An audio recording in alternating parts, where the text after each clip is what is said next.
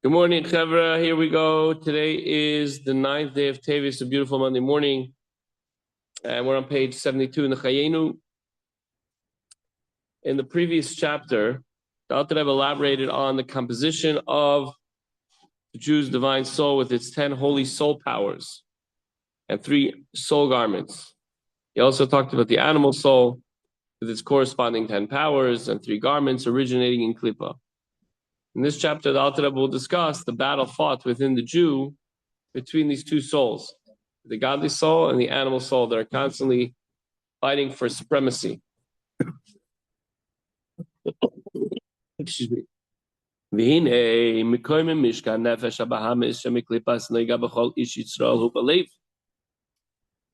The abode, where does the animal soul hang out? In the heart. As mentioned in the previous chapter, the animal soul is predominantly emotional, and the heart is the seat of emotions. I think he's going to mention it here, but that the godly, he's going to mention it later. I'll say.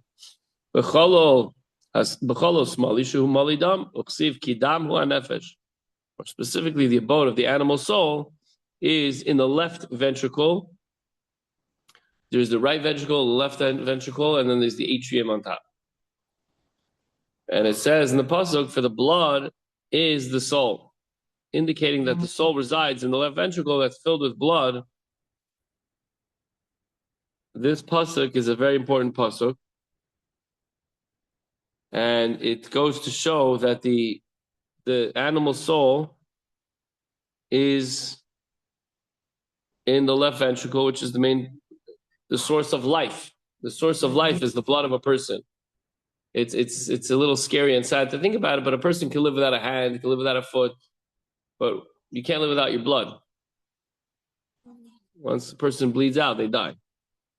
You need the blood in order to live. Ki adam hu nefesh, the blood is the soul. V'chein kol hatayvos v'hisparus v'chas v'daimehen hein belev. Because the animal soul resides in the heart, therefore all lusts and boasting and anger, temper, and similar passions are in the heart. Now, lev, that's from the negative perspective. Now, lev, from the heart, they spread throughout the entire body.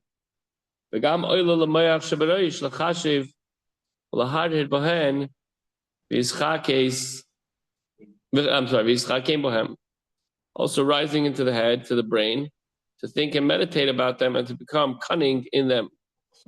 How can we get that person back? You know, and if you're jealous, you're going to try to figure out a way how to. Just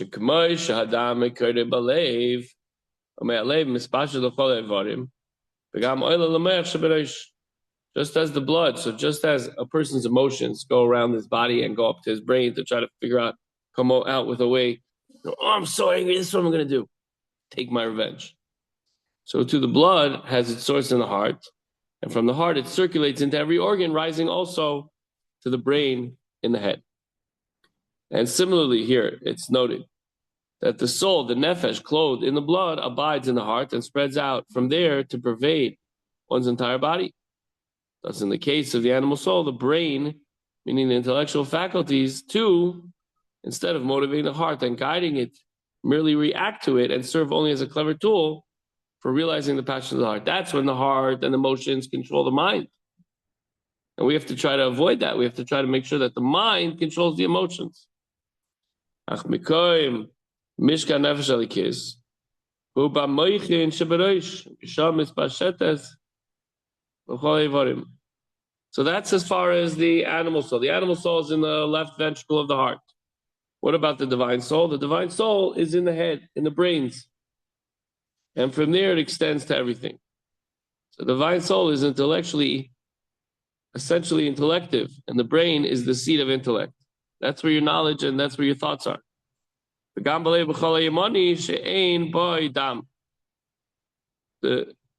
godly soul primarily rests in the brain, and it also rests in the right ventricle where there's no blood.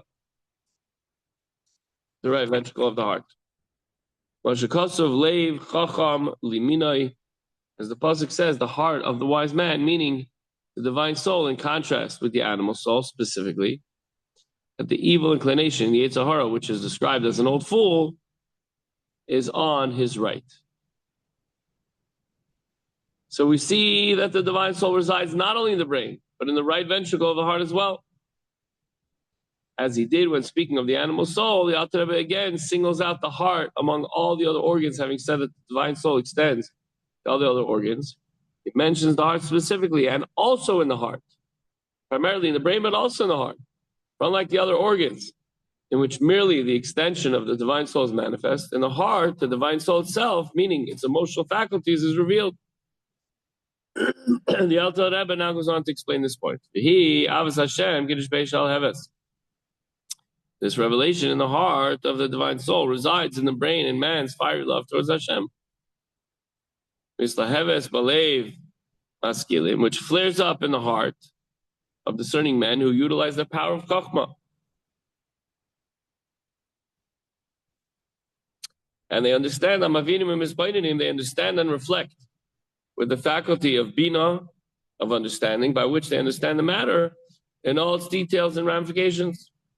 Their knowledge is in their brains, meaning with the faculty of Das, knowledge by which they immerse themselves and sensitize themselves in that which they understand.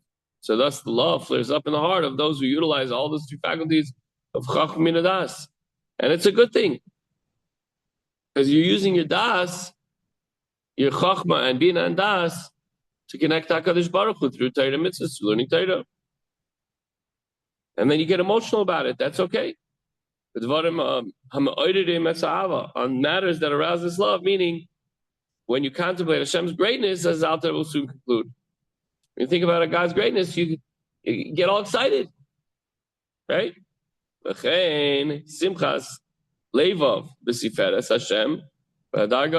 Similarly, another deeper way in which the heart's emotion gives expression to the presence of the divine soul in the brain. It says that the gladness of the heart at apprehending the beauty of Hashem and the majesty of His glory. We look inside and see, oh, wow, the snow is so beautiful, the trees are so beautiful, Hashem's beautiful creations. Get all happy and excited. Page 75, we're almost done.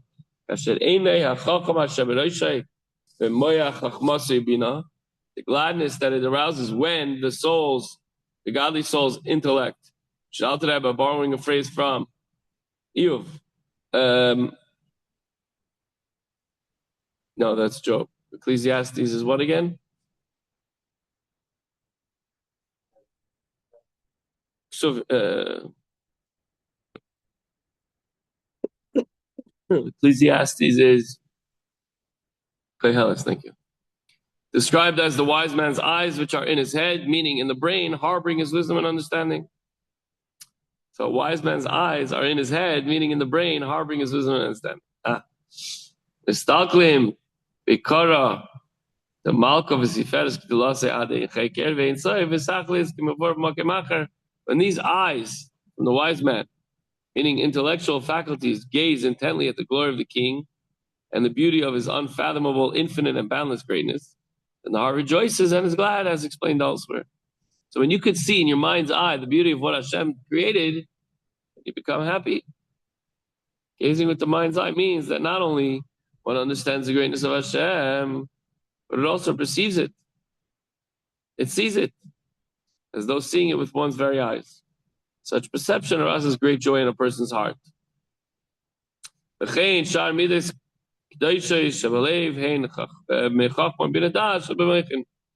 similarly, the other holy emotions in the heart too, such as fear of God, Yiras Hashem, and the like, originate from the Chabad, the Chachma, Bina, and Das, wisdom, understanding, and knowledge in the brain. That's where they come from. So the takeaway is your animal soul resides in your heart, emotions. Your divine soul resides in your mind, intellect. Have your mind control your heart, and don't let your heart manipulate your mind. The mind can tell your heart, there is not time to rejoice. There's a time to be super happy. There's a time to be sad. There's a time to celebrate. But your heart, if it controls your mind, then at the wrong times, they'll say, let's just do whatever we want to do. Get angry, upset, lose my temper, get happy and silly in a time when you have to be serious. We have to make sure that our mind, mayach, controls the lathe, the heart. Not so easy, but we can do it. That's what the Rebbe says. This thing is very near to you. You can do it. Have a wonderful day, Chavra.